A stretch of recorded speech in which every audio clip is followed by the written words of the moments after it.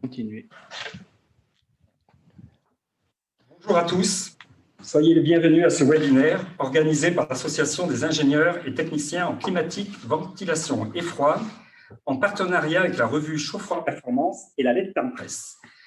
Nous allons aborder successivement deux sujets d'actualité, le nouveau diagnostic de performance énergétique opposable et la RE 2020. Deux réglementations majeures où les ingénieurs et les techniciens du génie climatique ont un rôle central à jouer. Et j'ai donc le plaisir d'accueillir Michel Duclos, le président de l'AICVF, pour un mot d'introduction. Merci Cyril. Bonjour à tous, chers collègues, chers amis. Comme vous le savez, l'AICVF, moteur au niveau de la réglementation RE 2020 et du DPE, deux présentations qui vous êtes présentées ce soir. Son implication, l'AICVF extrêmement impliquée, bien évidemment, impliquée dans une mallette pédagogique aussi qui va bien évidemment vous être présentée. Nous sommes limités en temps et je vais tout de suite redonner la parole à Cyril. Cyril, pour la suite de cette intervention. Merci Cyril. Merci Monsieur le Président pour ces propos. En fait, des précisions sur ce programme. Donc, une première séquence qui sera consacrée au nouveau diagnostic de performance énergétique opposable, que j'aurai le plaisir d'animer en tant que rédacteur en chef de la lettre Presse. Et après, un deuxième atelier animé par ma consoeur Faustine Sapa, donc rédactrice en chef de la revue Chaud-Froid Performance, et qui concernera la nouvelle réglementation environnementale 2020. À chaque fois, un focus de ce qui change par un expert de l'AICVF, ensuite une table ronde avec les principaux intervenants, les personnes concernées, professions concernées par les réglementations, et enfin une séquence réponse pour les questions que vous aurez posées sur le chat de la conférence. Voilà. Et puis pour finir, comme disait M. Duclos, une présentation des outils développés par l'AICVF. Nous allons donc passer au premier atelier avec une présentation des points clés du nouveau DPE opposable par Christian Cardonnel, donc au titre de l'AICVF. Une dernière précision avant de commencer, nous essayons de respecter les distances sanitaires. Nous sommes vaccinés et testés négatifs à la Covid-19. Voilà, Christian, c'est à toi. Et du coup, je change la caméra. Bonjour à tous et à tous. Je vais donc présenter effectivement ce nouveau DPE qui sera mis en place au 1er juillet, donc dans une quinzaine de jours.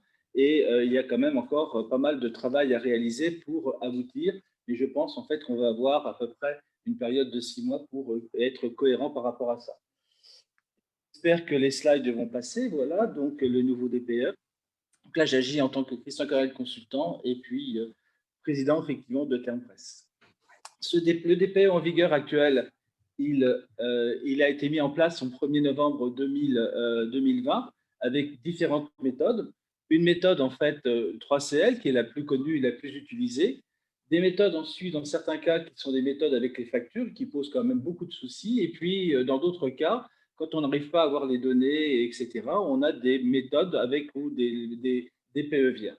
Donc, tout ça, effectivement, a contribué à avoir quand même quelques aléas sur les DPE. Et depuis quelques temps, on a essayé effectivement de ramener tout ça pour essayer d'avoir quand même quelque chose de cohérent. Globalement, plus de 11 millions de DPE réalisés, donc c'est quand même un élément très, très important, et en particulier pour les logements vendus et les logements neufs. Et donc, tous ces DPE sont enregistrés sur une base de données qui avait été mise en place par l'ADEME en 2008, et donc on a une base de 11 millions de données avec des statistiques qui peuvent être réalisées. Cette base est un petit peu aussi obsolète et c'est pour ça que l'ADEME a prévu maintenant de refaire effectivement une nouvelle base et qui sera mise en place au 1er juillet 2021. On a également aussi plus de 5000 diagnostiqueurs qui sont certifiés et qui vont nous permettre effectivement d'avoir des DPE cohérents. Ce n'est pas toujours facile, mais globalement, ces ces diagnostiqueurs ont été formés, etc. Et il y a bien sûr de la formation à avoir sur la nouvelle méthode. Il y a quelques petits aléas, mais on verra effectivement que ça va se mettre en place. Nous avons une quinzaine de logiciels qui ont été certifiés et qui sont donc disponibles. Et bien sûr, avec le nouveau DPE, il y aura des nouveaux logiciels et de nouvelles structures à mettre en place. Le DPE reste d'un prix relativement modeste. Certains nous disent que c'est moins de 100 euros, d'autres, c'est entre 200 et 300 euros par DPE, donc quelque chose qui peut être intéressant. mais dans certains cas où on a des DPE qui sont dits faits par téléphone ou qui sont un peu bâclés et qui nous posent des soucis effectivement d'affichage. Et puis ce DPE est valide pendant une dizaine d'années pour une durée de 10 ans, donc c'est quand même un point important et à préciser. Le nouveau DPE, ça a été une concertation qui a été organisée par la DHUP, donc le plan bâtiment durable, l'ADEME, à peu près depuis 3 ans. Et les objectifs en fait souhaités pour ce nouveau DPE, c'était de le rendre opposable, surtout au niveau, en particulier au niveau de la prise en compte de toutes les données, donc quelque chose qui doit être beaucoup plus précis pour les diagnostiqueurs. Fiabiliser la méthode de calcul avec un calcul plus précis au pas mensuel, puis s'aligner au niveau des données climatiques, que ce soit les données climatiques et les scénarios de confort par rapport à la RE 2020 et la RT, l'ancienne RT 2012, qui va bientôt devenir obsolète. Intégrer aussi d'autres consommations, en particulier l'éclairage, les consommations d'auxiliaires, etc. Donc voir, et puis les consommations de refroidissement. On fait le calcul maintenant de la consommation de refroidissement et établir un DPE avec un état imprimé beaucoup plus précis, beaucoup plus convivial, qui nous permettra d'avoir, et plus clair et plus pédagogique, qui permettra aussi aux usagers de comprendre un peu mieux effectivement la thermique de leur bâtiment. Les DPE seront générés et enregistrés effectivement sur une nouvelle base en open data de l'ADEME, donc ça c'est aussi un élément important, et ces DPE pourront sûrement être utilisés pour des statistiques, mais aussi éventuellement pour la rénovation énergétique performante et éviter les dérives que l'on connaît aujourd'hui sur ça. Et puis bien sûr, on va donner aux diagnostiqueurs des nouveaux outils, en particulier un guide de recommandation qui a été réalisé par CEREMA, mais différents acteurs y ont participé pour essayer d'avoir quelque chose de précis.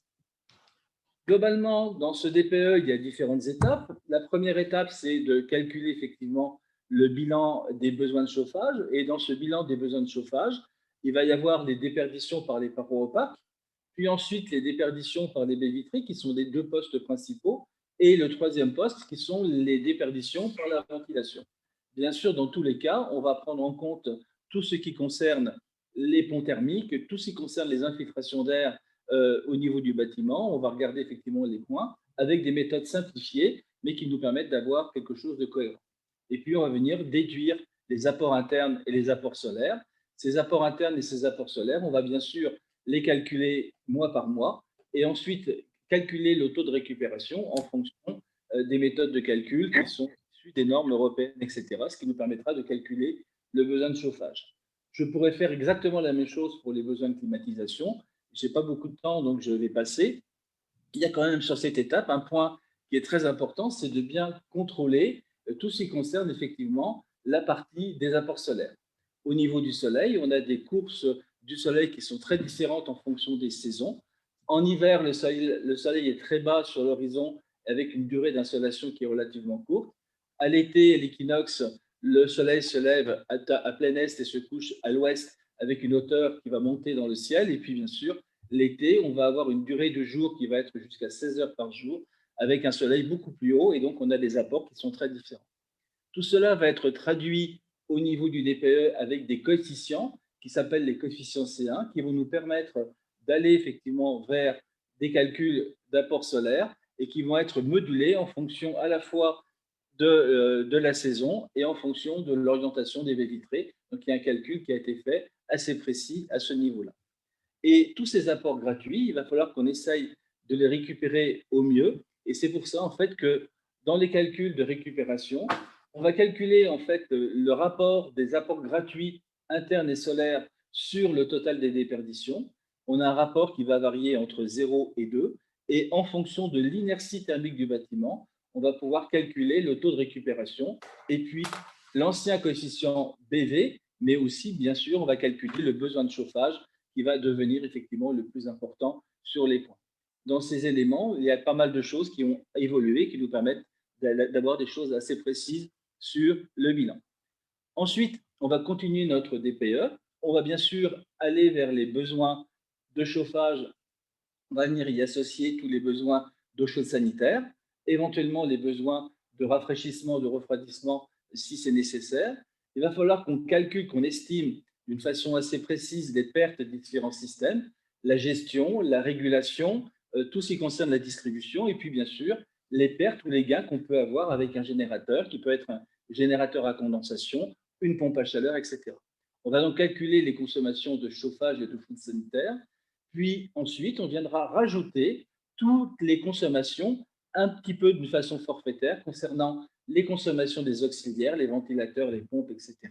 Et bien sûr, les consommations d'éclairage pour avoir un DPE qui va s'afficher en kilowattheures par mètre carré par an. Et ces kilowattheures par mètre carré par an, il va falloir qu'on les traduise à la fois en énergie primaire et en énergie en rejet de CO2. Ces éléments, dans le nouveau DPE, on a toute une série de coefficients qui vont nous permettre d'obtenir effectivement les conversions. Et en fonction des énergies, le bois, le gaz, le fioul, le charbon, l'électricité, on va avoir des coefficients à prendre en compte. Pour résumer, globalement, les énergies sont avec un coefficient de 1 pour les énergies fossiles. Pour la production d'électricité, avec le photovoltaïque, on a un coefficient d'équivalence énergie primaire à 0. Pour les coefficients concernant l'énergie de réseau, électrique de réseau, on aura ce nouveau coefficient de 2,3. Et pour le chauffage urbain, on a des coefficients, ou le froid urbain, on a des coefficients de 1. Et ensuite, on a des coefficients qui vont nous permettre de calculer aussi tout ce qui concerne les kilogrammes de CO2 rejetés effectivement et consommés dans notre bâtiment en kilogrammes de CO2 par kilowattheure utile. Les coefficients sont relativement faibles pour le bois, à peine 30 grammes de CO2 par kilowattheure utile.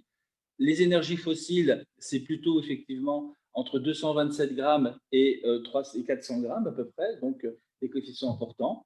Pour tout ce qui concerne l'électricité, c'est plutôt des coefficients qui sont de l'ordre de 80 grammes par kilowattheure d'électricité consommée. Ça module, on module un petit peu en fonction de l'utilisation, mais c'est relativement simple à ce niveau-là. Et puis, bien sûr, pour chaque énergie, comme on va calculer aussi un coût d'exploitation, on va devoir effectivement prendre les euros par kilowattheure PCI et donc calculer effectivement la facture.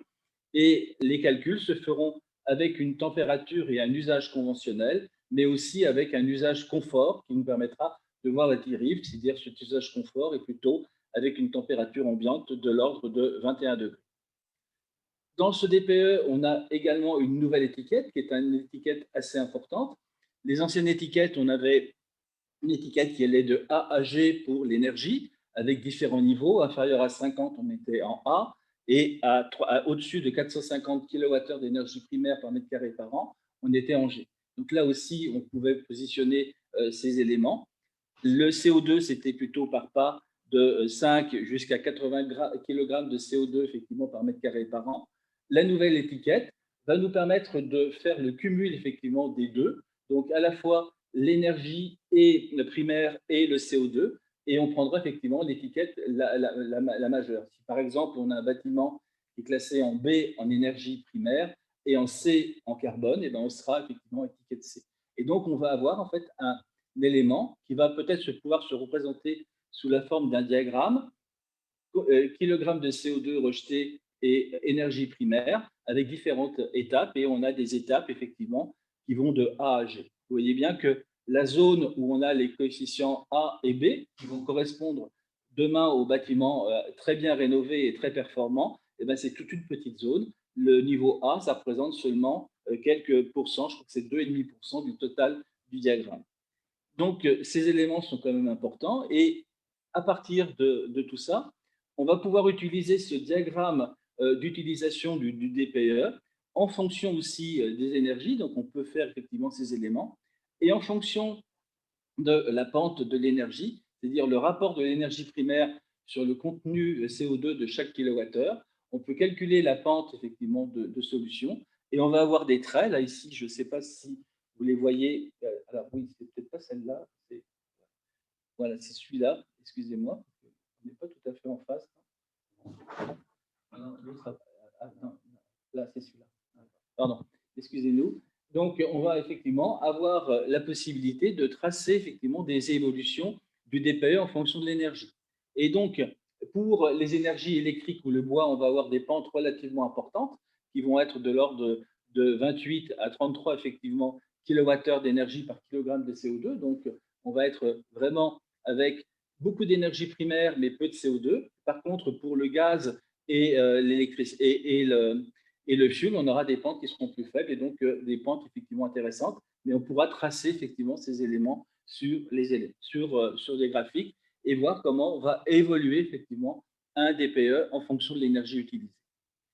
Bien sûr, une nouvelle maquette du DPE qui a été vraiment peaufinée, mise en couleur, organisée pour avoir beaucoup plus de renseignements. Généralement, elle fait 8 pages à peu près, donc avec plein d'informations qui sont très importantes et qui vont permettre aux usagers, à la filière, effectivement, de mieux comprendre son étiquette et mieux comprendre la consommation de sa maison. Bien sûr, les consommations par rapport à la déperdition du bâtiment, le confort d'été, la qualité de l'air aussi à l'intérieur avec des petites préconisations pourra sûrement aller beaucoup plus loin, et puis des estimations des coûts des différentes parties, du chauffage, de l'eau chaude sanitaire, du refroidissement et des autres usages pour avoir des bilans intéressants. Et puis bien sûr, pour les diagnostiqueurs, l'obligation d'aller faire des propositions pour aller vers des maisons, soit classe C, soit effectivement beaucoup plus bas, B ou A, pour permettre d'avoir des bilans très, très intéressants et très pertinents par rapport à tout ça. Aujourd'hui, et je vais en finir avec ce slide, on va avoir un état d'avancement du processus DPE qui est presque terminé.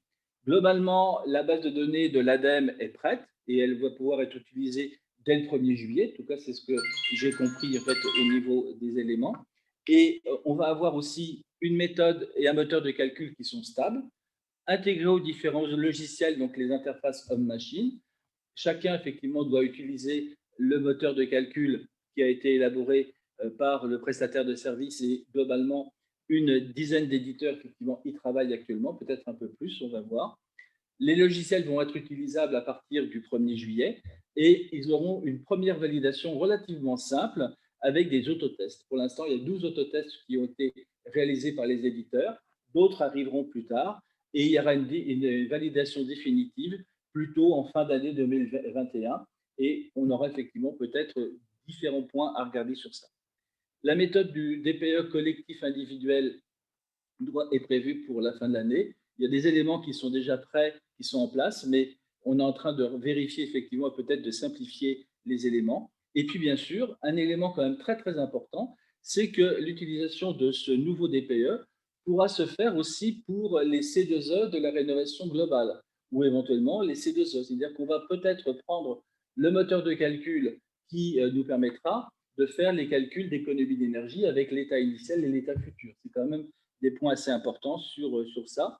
Et on va bien sûr avoir des étiquettes DPE qui vont changer un petit peu de classe et qui nous permettront de positionner les bâtiments, soit effectivement en très performant, A ou B, ou éventuellement au label BBC, le label bâtiment basse consommation, qu'on reparle de plus en plus effectivement au niveau des éléments. Voilà un petit peu ce que j'avais à vous dire en temps imparti, donc à peu près une quinzaine de minutes. Et on va pouvoir effectivement continuer maintenant la tribune avec mon ami Cyril Maury. Oui, merci Christian pour cette synthèse. Effectivement, on va maintenant évoquer comment les acteurs de sa mise en œuvre se préparent avec une table ronde. Et j'ai le plaisir d'accueillir en présentiel. Alors, je vais déjà vous mettre l'intitulé.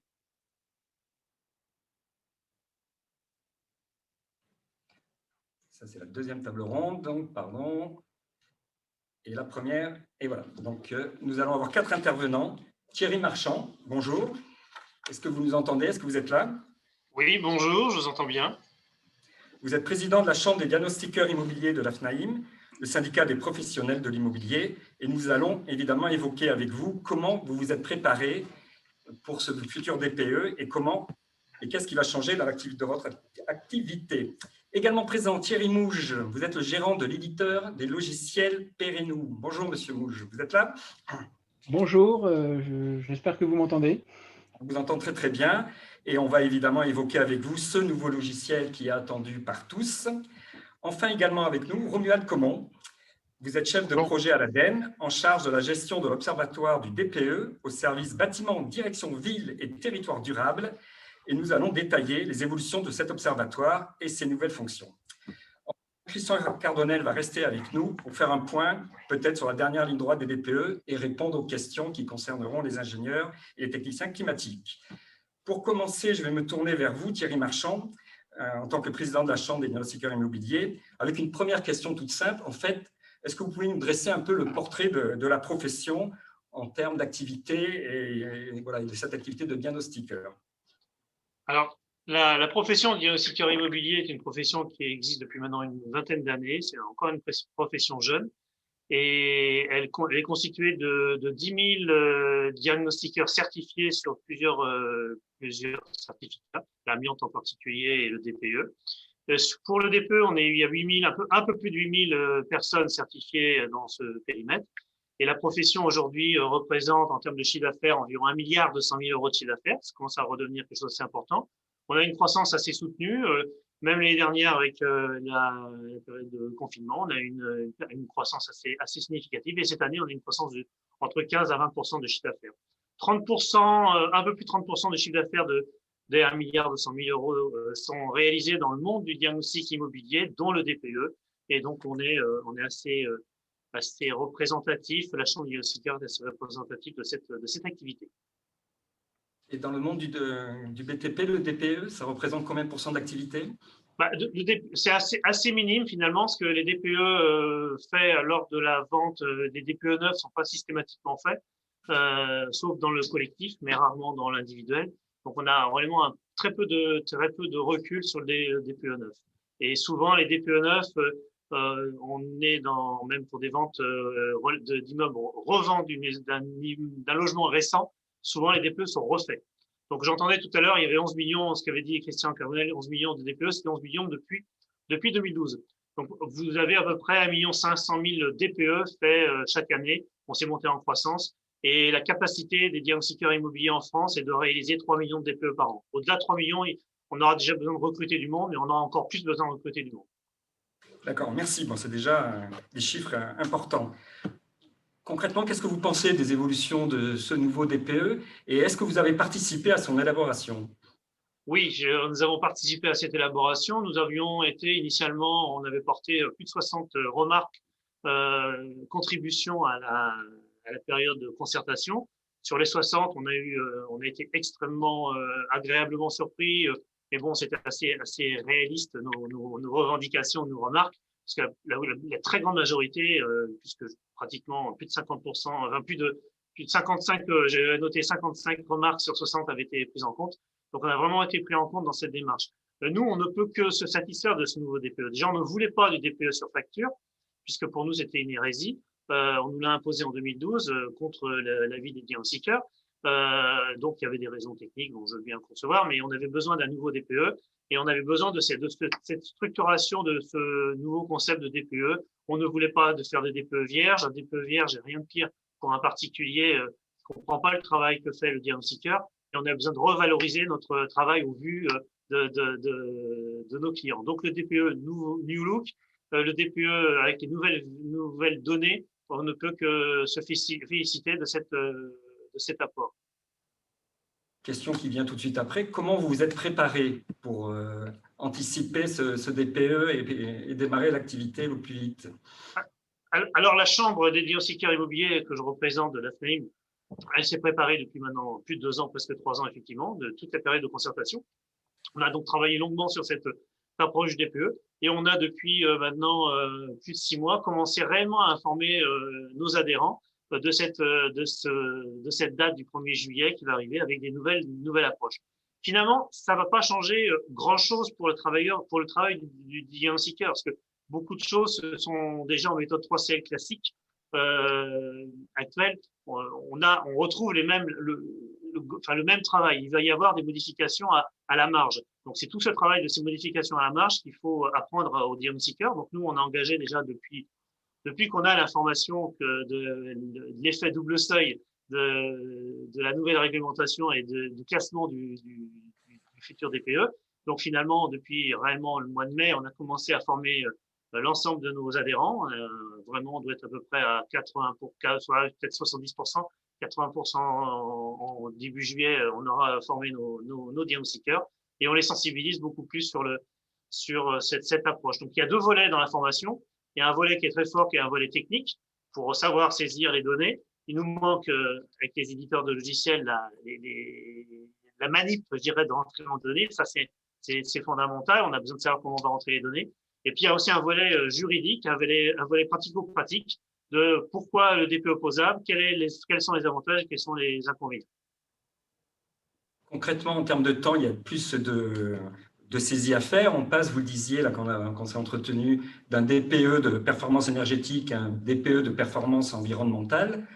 Est-ce que du coup, ce sera un peu plus compliqué à faire? Il y a plus de justifications? Vous avez commencé à estimer un peu le temps passé? Et tant qu'on y est, est-ce qu'il y aura un impact sur le prix de la mission? Du coup, est-ce que vous envisagez de la faire évoluer éventuellement?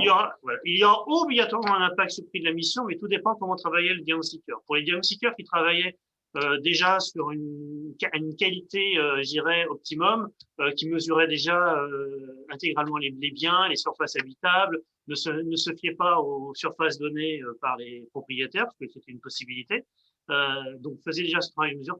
Finalement, on aura quelques données supplémentaires à faire, quelques temps en plus à faire sur les immeubles construits après 48. Et pour tous les immeubles qui ont été construits avant 48, depuis 2012, on ne le faisait que sur facture. Donc, il suffisait d'avoir une information, je dirais, aléatoire, parce que on s'est bien rendu compte de la problématique de la surface habitable, notamment pour le DPE, évidemment, logement. Donc, on avait besoin de mesurer cette surface et on appliquait des consommations sur facture. Donc là, ça va changer complètement la donne. Donc, tous les immeubles construits avant 48, souvent, ce ne sont pas des immeubles homogènes. Je parle à des thermiciens, donc ils comprendront ce que je veux dire. On n'a rien à faire. C'est rare des immeubles homogènes sur ces constructions-là. Là, on va passer beaucoup plus de temps puisque j'imagine en région parisienne, je vois certains immeubles que je connais. On a du haussmannien, on a derrière des rajouts d'immeubles. Donc, il va falloir tout caractériser les bâtiments et là, ça va devenir compliqué et long à faire. En plus, on a un travail de collecte de données qui sera beaucoup plus important. Qu'avant, on pouvait, quand on n'avait pas la donnée, on mettait des valeurs par défaut, très, très, très pratique. Compte tenu que le DPE n'était pas opposable, il était qu'informatif, finalement, les propriétaires, souvent, ça leur convenait très bien. On sortait beaucoup de DPE vierges. Je pense que les DPE vierges, c'était quand même 30% au moins des DPE. Donc, pour moi, c'était pas qualitatif comme travail. Donc, on va effectivement passer beaucoup plus de temps. C'est absolument inévitable. D'accord. L'autre sujet, c'est celui de la responsabilité. Comme il est opposable, donc ça veut dire qu'on peut le vérifier et s'y opposer, en tout cas intervenir pour essayer de responsabiliser ceux qui l'ont fait. Est-ce que du coup, votre responsabilité va augmenter, celle des diagnostiqueurs, ou ça reste dans un cadre que vous gérez déjà actuellement avec le DPE actuel? C'est exactement la deuxième solution. Si vous voulez, le DPE opposable, en réalité, pour moi, est-ce que c'est un inconvénient ou quelque chose de bénéfique? Je le vois comme un point relativement bénéfique.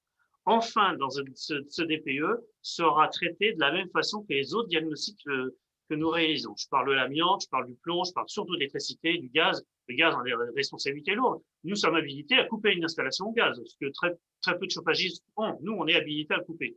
Donc là encore, sur le DPE, on va arriver avec notre véritable profession, avec cette responsabilité. Et finalement, celui qui est responsable d'un DPE, ce n'est pas le diagnostiqueur, contrairement à ce qu'on imagine, c'est quand même le propriétaire. C'est le propriétaire qui est responsable, qui doit répondre auprès de l'acquéreur d'une classification énergétique. Alors évidemment, pour faire ce DPE, il va demander à un diagnostiqueur, et c'est son diagnostiqueur qui va le réaliser. Donc sa responsabilité, s'il engage des erreurs dans la saisie de ces données, il est évident que le diagnostiqueur sera appelé en responsabilité. Mais déjà, aujourd'hui, on le voit bien sur les diagnostics DPE qui ont été faits soit par erreur où il y a eu des erreurs, les diagnostiqueurs ont été condamnés, rarement condamnés à mettre un isolant là où il a été oublié un isolant, mais c'est la notion de préjudice qui a été pris en compte par la Cour, et d'ailleurs la Cour de cassation a vraiment sanctuarisé, je dirais, quelque part cette approche. On est maintenant avec le DPE comme on le trouve avec le CARES, c'est-à-dire vous êtes en région parisienne, vous vous trompez un diagnostiqueur se trompe dans un CARES, c'est-à-dire une surface habitable d'une copropriété de 5 mètres carrés. Vous savez qu'un prix de mètre carré à Paris, c'est 10 000 euros. 5 mètres carrés d'erreur, c'est 50 000 euros d'erreur. Eh bien, le DPE sera dans la même situation. Si la classification finalement est erronée, quel sera le préjudice que percevra l'acquéreur, voire le locataire, et donc demandera réparation au propriétaire qui, lui, se retournera sur le diagnostiqueur. Ça va sensibiliser, et c'est toute l'approche que nous souhaitons à la Chambre négotiateur immobilier de la FNAIM, mais aussi à la FNAIM. C'est très important de savoir que la FNAIM apporte tout à fait cette volonté. Il est important que le propriétaire, si on veut vraiment lutter contre le réchauffement climatique, il ne suffit pas de mettre des outils, il faut aussi sensibiliser. Et les propriétaires ont largement besoin d'être sensibilisés, et c'est tout le rôle de l'opposabilité dont moi je me fie ici. D'accord. Très bien. Une dernière question, mais très vite, Monsieur Marchand. En fait, c'est au sujet d'un type de DPE, le DPE collectif, sur lequel vous avez quelques inquiétudes. Est-ce que vous pourriez nous dire pourquoi? Oui, parce que le DPE collectif tel qu'il a été prévu, surtout par l'effet d'échantillonnage, m'inquiète un peu. J'apprécie pas trop. C'est pas du tout les discussions que nous avons eues initialement. On voit bien l'effet d'économie d'échelle. Un DPE construit, je parlais de thermicien, je pense qu'un DPE, ça se construit par rapport à une structure générale du bâtiment. Après, on peut peut-être évidemment travailler par homogène des logements homogènes, mais aujourd'hui, tel que c'est construit, il me semble par effet d'échantillonnage par appartement, pour moi, c'est vraiment pas clair. Donc, en ce qui concerne la Chambre négociateur, nous avons demandé, nous, pour cette activité d'échantillonnage, un report ultérieurement pour pouvoir vraiment appréhender le DPE collectif. Pour moi, le plus important au mois de juillet, c'est d'être opérationnel pour le DPE logement, puisqu'on a besoin de ne pas casser la transaction immobilière. Il faut que les biens se vendent, il faut que les logements se louent. Le DPE collectif, quand on sera plus prêt, et que je pense que vous, éditeurs de logiciels, seront plus percutant sur cette démarche du DPE collectif. Si échantillonnage est nécessaire, pourquoi pas, mais il faut que qu'on soit sûr de notre démarche. Un grand merci, Monsieur Marchand. Vous avez parlé des logiciels, donc on va passer la parole à Thierry Mouge. Vous êtes le gérant donc, de la société Perinou. Des logiciels de calcul thermique, vous en faites depuis 1976 et le logiciel DPE depuis sa création en 2006.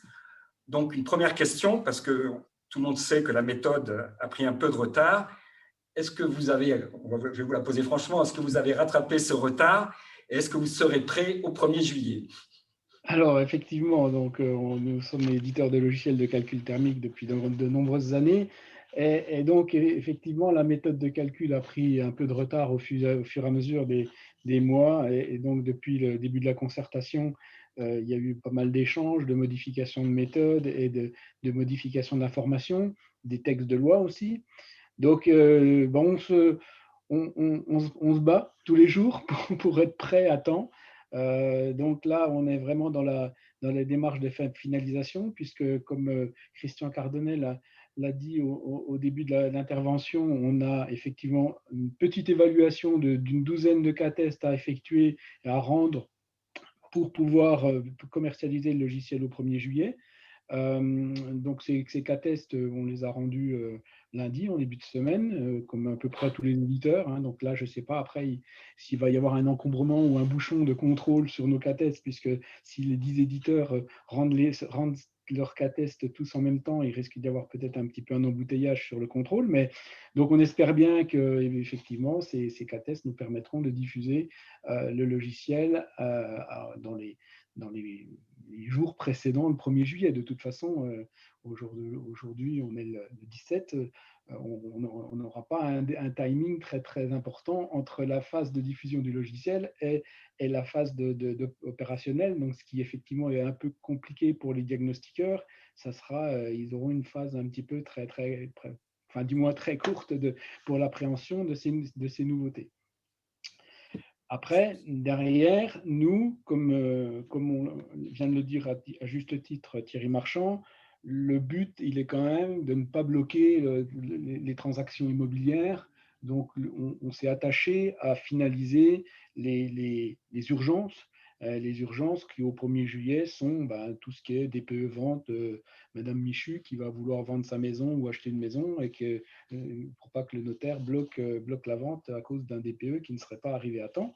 Et donc, tout ce qui est vente, location, on va dire du diffus, donc maison individuelle et immeuble collectif. Et j'ai vu passer également une petite question sur le chat, également, donc la partie DPE 9, qui se fera prête, je pense, dans les tout premiers jours de juillet, parce que, alors, Pour deux raisons, parce que la partie DPE9 ne représente pas une grosse modification par rapport au 3CL, puisque le DPE9 se base sur l'import des fichiers RT 2012 aujourd'hui, puis RE 2020 dans quelques mois. Et donc, ce n'était pas un gros Effectivement, travail. la RT 2012. Ah, ça y est, Thierry qui revient. est revenu. Alors, on y retourne. Oui, vous avez été coupé quelques secondes, là. Ah oui, donc je disais que donc effectivement le DPE9 qui représente un travail un peu moins important puisque la méthode d'intégration se base sur les fichiers RT 2012.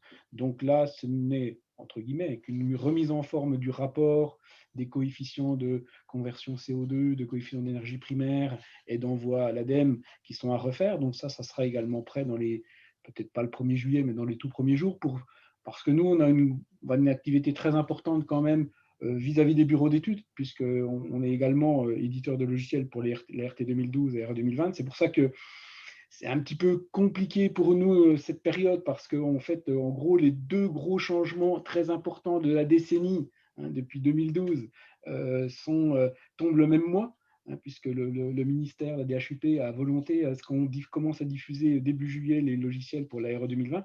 Donc, on est sur deux gros sujets très importants qui sont concomitants et qui ne facilitent pas notre tâche aujourd'hui, mais bon, on va y arriver. Merci. Alors, au niveau de la structure de ce logiciel, est-ce que c'est une évolution finalement de l'ancien que vous avez remis au goût du jour, ou est-ce que vous êtes parti d'une carte blanche et tout remis à plat? Alors après, je pense que chaque éditeur a sa philosophie à ce niveau-là. Donc nous, étant donné qu'il y avait quand même une partie commune, comme l'a dit Thierry Marchand à juste titre, il y a quand même, on va dire 80, je n'ai pas compté, mais 80 ou 90% des saisies qui sont identiques à la version précédente. Tout ce qui est un mur est toujours un mur, une fenêtre sera toujours une fenêtre. Donc les données qui sont introduites sur la partie, sur ces éléments techniques sont très très proches de l'ancienne version. Et que dans ce nouveau DPE, il faut réintégrer également la partie DPE tertiaire, qui ne bouge pas aujourd'hui, mais qui sera de toute façon quand même exploitable avec les anciens rapports, et il fallait les remettre au goût du jour pour l'envoi ADEME. Donc, techniquement, nous, on a choisi de faire une évolution du logiciel précédent, c'est-à-dire en fait repartir sur la base pour pouvoir on va reprendre un petit peu ce qui existait sur la partie des DPE qui ne bougent pas ou pas beaucoup, c'est-à-dire le neuf, le tertiaire, etc. Et refondre la partie moteur de calcul sur la partie DPE 3CL, quoi. Si on devait lister une ou deux évolutions importantes, nouveautés, qu'est-ce que vous diriez? Alors, pour moi, le plus important, honnêtement, dans le cas, c'est le rapport. Parce qu'effectivement, je trouve que le rapport qui a été fait, alors pas du côté éditeur, j'ai une double casquette, là, j'ai une casquette d'éditeur et de thermicien à la fois. Là, le thermicien trouve le rapport très bien parce que je trouve qu'il a été refait de manière assez ludique et beaucoup plus abordable pour le client lambda. Par contre, du côté éditeur de logiciel, il est relativement compliqué à élaborer. Mais disons que moi, je pense que le rapport est important. Alors, au niveau de la méthode de calcul, effectivement, il y a eu des grosses avancées par rapport à l'ancienne version 3CL. Bon, après, méthode de calcul, de toute façon, on reste toujours sur une méthode conventionnelle. Donc là, les méthodes de calcul, on pourrait en inventer des dizaines et des centaines et les faire de plus en plus compliquées et de plus en plus précises. Le but dans une méthode de calcul, c'est de voir vers qui on s'adresse et donc de trouver une méthode qui soit un bon compromis entre une bonne analyse thermique correcte, on va dire, et un niveau de complexité de saisie qui soit abordable pour le diagnostiqueur. Donc là, de ce côté-là, il faut trouver un compromis qui soit acceptable en termes de temps à y passer. On n'est pas là pour faire des simulations, pour faire de la recherche CNRS, et une réelle précision du calcul. Donc pour moi, il n'y a pas trop de soucis à ce niveau-là. Bon, il y a quelques éléments perfectibles, on en a déjà beaucoup parlé avec Christian Cardonnel, mais disons qu'il y a des éléments perfectibles, tout n'est pas parfait, mais disons que je pense qu'on est arrivé à une approche qui est quand même relativement un bon compromis entre une méthode pas trop compliquée et quand même assez précise. Sachant que de toute façon, on travaille toujours sur des méthodes conventionnelles. Donc le but d'une méthode conventionnelle est de comparer deux biens en termes de performance énergétique, avec des méthodes qui soient similaires et des conventions qui soient identiques pour que deux biens soient comparables avec la même façon. J'attache un petit élément important, je trouve, que sur la partie étiquette, parce que je pense que c'est une précision qui est vraiment très, très importante sur la nouvelle étiquette DPE, c'est que techniquement, la nouvelle étiquette, elle va être basée sur la moins bonne des deux étiquettes qu'on avait avant. C'est-à-dire qu'en gros, on fait une étiquette énergétique, on peut se retrouver en B. On fait une étiquette CO2, on peut se retrouver en D parce qu'on utilise un élément qui est relativement émetteur de CO2. Et en fait, l'étiquette finale, elle sera en D. C'est-à-dire même si on peut se retrouver au pire avec un bâtiment qui consomme moins de 50 kWh par mètre carré et qui se retrouve en C ou en D parce qu'il utilise du charbon, enfin j'exagère volontairement, comme émetteur. Donc ça, c'est vraiment une grosse évolution sur la partie étiquette qui est maintenant, on va dire, la moins bonne ou la plus mauvaise des deux étiquettes entre la partie énergétique et la partie carbone. Merci beaucoup. Bon, ça motivera pour faire les travaux, du coup, votre dernière précision. Et choisir d'énergie aussi, peut-être. Et choisir des énergies qui sont effectivement les moins émettrices. Décarbonées. Dernier intervenant de la table ronde, le sujet de l'exploitation de ces données, des DPE opposables. Et donc, je vais me tourner vers M. Comont de l'ADEME pour nous dire un peu, avant de ce qui va changer par rapport à l'observatoire des DPE, je vais dire, peut-être un peu rappeler les enjeux de ce nouveau DPE opposable. Je pense qu'ils ont déjà été un peu exposés là, par les interventions de Thierry Marchand ou Thierry Mouche. C'est-à-dire que moi, je retiens notamment l'enjeu d'une meilleure appropriation par les ménages, parce que principalement, il y a un gros volume de DPE qui est quand même adressé aux propriétaires, qu'ils soient bailleurs ou occupants. Moi, je pense qu'il y a eu un gros travail, et là, je rejoins ce que disait Thierry à l'instant, sur le côté ludique et pédagogique du DPE. Sur la version actuelle, c'est quand même relativement imbuvable pour quelqu'un de non technicien et donc qui n'incite pas à réaliser des travaux de rénovation énergétique. Et ça reste quand même aussi un des objectifs de ce document. Donc, je pense que là, il y a eu un vrai travail en profondeur sur ce document. Donc, on va espérer qu'il soit mieux approprié par les ménages et que ça les incite à engager des travaux de la meilleure manière qu'il soit, parce qu'il y a eu une vraie approche sur comment les guider dans cette approche travaux, étape par étape, de façon globale. Donc ça, je pense que c'est un des points essentiels. L'autre point essentiel qui était le fondement même de la réforme, c'est l'opposabilité et surtout la fiabilité du DPE, qui a été parfois décrié, qui a parfois une mauvaise image sur la version actuelle. Et je pense que là, avec l'amélioration de la méthode, avec un document plus pédagogique, très clairement, je pense qu'on va dans le bon sens.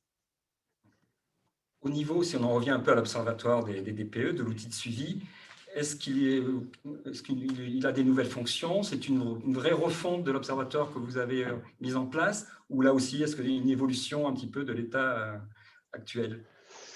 Alors, il y a différentes choses. Je vais peut-être partager juste mon écran. Tac. Si j'arrive à remettre, si vous le voyez. On l'a pas en panorama, là, mais il est à l'écran. Et bien évidemment, je ne retrouve pas comme j'avais tout à l'heure. Mais c'était juste pour dire, tac, et je ne retrouve pas la fonction, c'est pas très grave. C'est F5, me dit Christian Cardonnel. Ouais, si vous l'avez, ouais, parfait. Vous voulez pas d'affichage.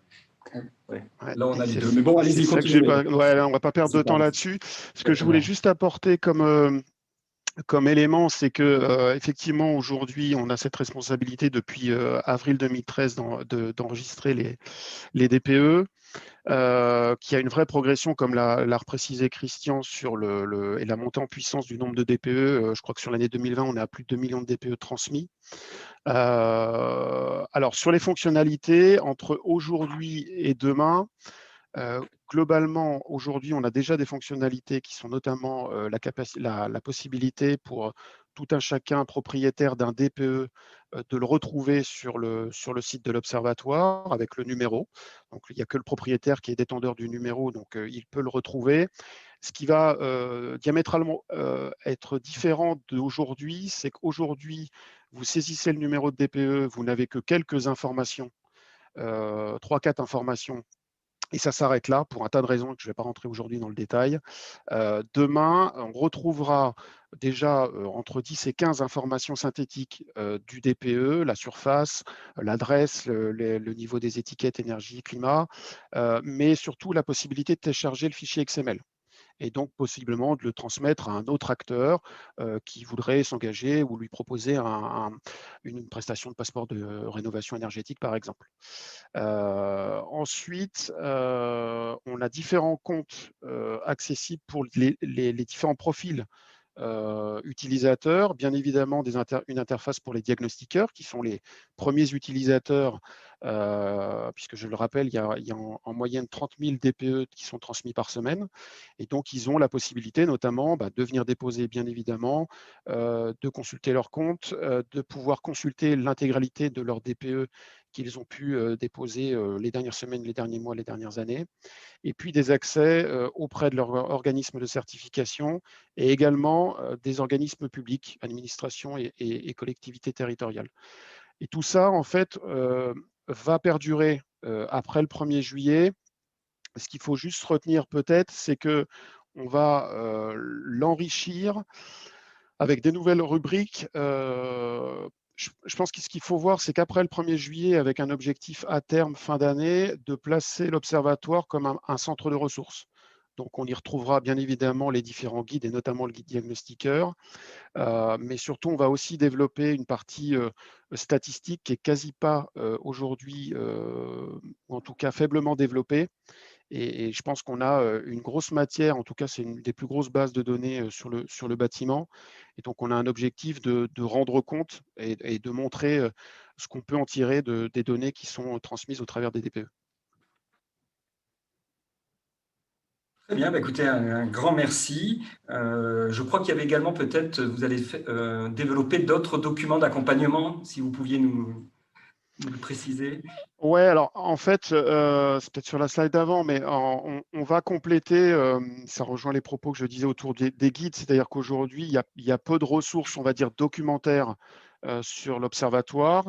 Les ressources, elles sont un peu disséminées sur différents sites, que ce soit sur le site RT Bâtiment, un petit peu sur l'Observatoire, sur les sites des différentes administrations.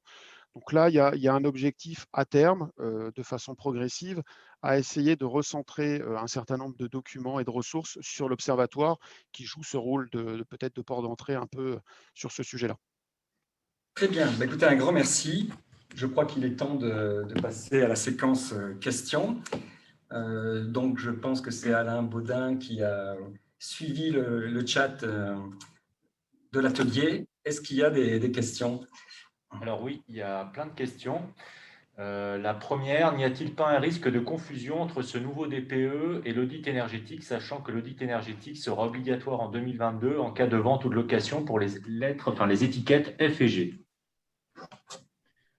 Oui et non, mais en fait, oui et non, mais je pense en fait que les travaux qui sont en cours au niveau de la DGEC, de la DHUP, sur ça, c'est éventuellement d'utiliser la méthode du DPE pour donner les bases effectivement de l'audit.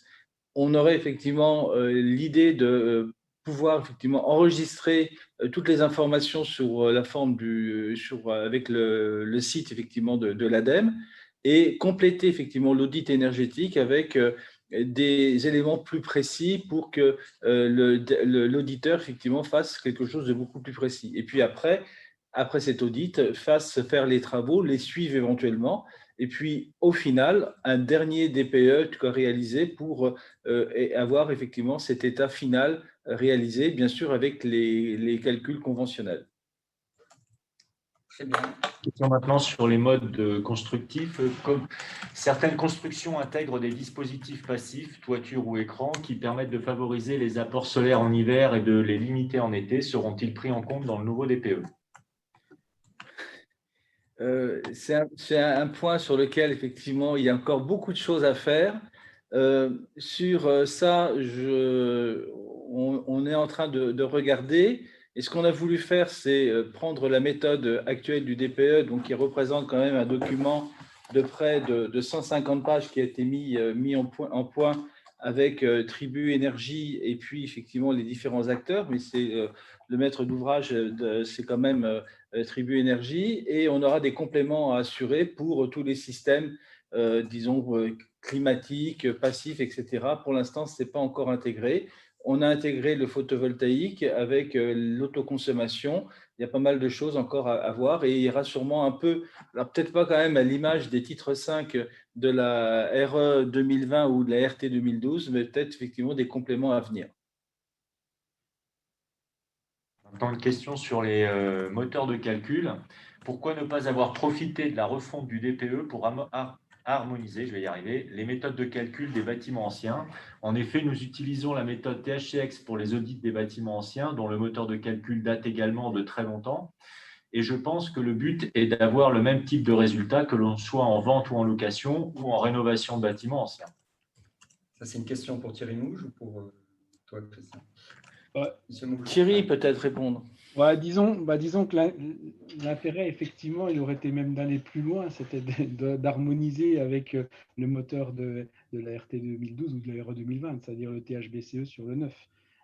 Donc, effectivement, le THCX mériterait d'être rénové. Alors, est-ce que c'est une volonté de le rénover ou est-ce que, techniquement, cette nouvelle méthode de DPE, à terme, ne va pas plus ou moins remplacer le THCX, surtout dans le cadre on va dire des audits comme les audits maison individuelle, tout ce qui est BAR TH 164, où aujourd'hui on peut utiliser le 3CL ancien ou le THCX. Est-ce que l'idée, c'est pas de tout harmoniser et de tout ramener à cette nouvelle méthode? Ça, c'est des discussions qu'il faudra avoir, mais je pense qu'effectivement, le THCX, enfin, l'idée globalement, c'était pas de ramener le DPE sur le THCX, c'est plutôt de faire évoluer le THCX vers une méthode plus récente, quoi.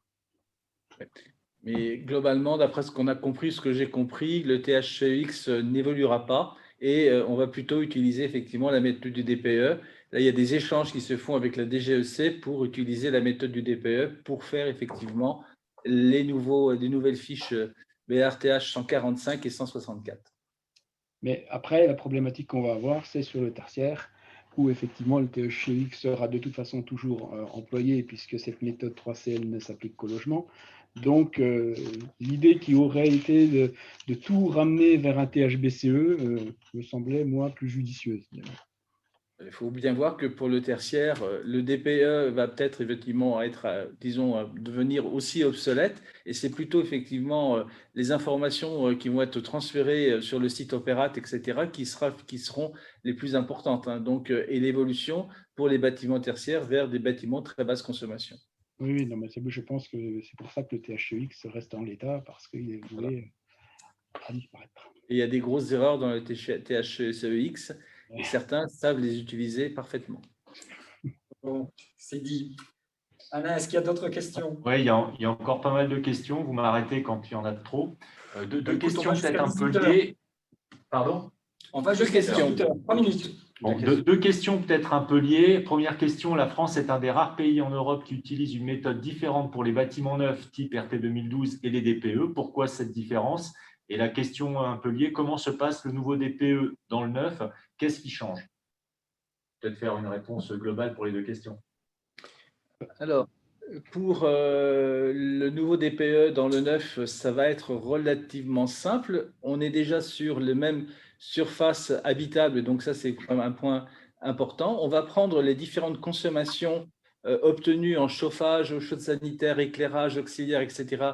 du bâtiment, et on va les traduire à la fois en énergie primaire et en kilogrammes de CO2 pour pouvoir monter la nouvelle étiquette du DPE sur ça. Et on risque d'avoir quand même des bâtiments qui vont être niveau A, niveau B ou niveau C. Et je pense que si on arrive à des bâtiments niveau D, ça va être un petit peu problématique parce que on a effectivement des points quand même pour demain, les bâtiments performants seront A ou B. Donc, pour la RE 2020, ça va être ça. Sur la RT 2012, c'est exactement le même principe. Voilà un petit peu les éléments. Et voilà un petit peu les éléments à cadrer en fait sur ça. Une autre question peut-être, Alain? Après, une question sur la méthode et l'opposabilité. Comment traiter l'opposabilité de la saisie métrique du DPE? Comment un diagnostiqueur pourra certifier les métriques? Comment pourra-t-il travailler avec ce risque? Alors là, qui veut répondre? Thierry c'est pour Thierry vous? Marchand, peut-être. Oui. Thierry Marchand. La question, elle peut sembler tout à fait remarquable, mais le diagnostiqueur mesure tous les jours. Le diagnostiqueur, il certifie des certificats CARES, donc des mesurages tous les jours. Il est formé pour cette mission, il est formé pour distinguer toutes les surfaces possibles, et c'est sa compétence, le mesurage. Le mesurage est une de ses nombreuses compétences. Donc, et on a pu avoir dans le passé des erreurs de mesurage. Donc, nos assureurs sont extrêmement vigilants. Les organisations professionnelles comme la nôtre sont extrêmement vigilants vis-à-vis de nos adhérents. Nous, on veut absolument que nos adhérents soient pas certifiés, parce qu'il n'y a pas de certification de mesurage, mais au moins formés. Et on a une bonne compréhension de la mesure. Donc, c'est notre métier. Mesurer, ça fait partie de notre métier de tous les jours. Très bien, merci beaucoup, Monsieur Marchand. Je crois qu'on est arrivé au bout de, de notre séquence. Voilà, c'est très bien. Donc, on n'a probablement pas répondu à toutes vos questions. On va essayer de le faire par écrit ultérieurement. Et puis, il y aura des comptes rendus dans nos deux revues CFP et Terme Presse qui aborderont, essaieront peut-être d'élargir et de répondre à ces questions. Merci en tout cas à vous quatre pour votre participation.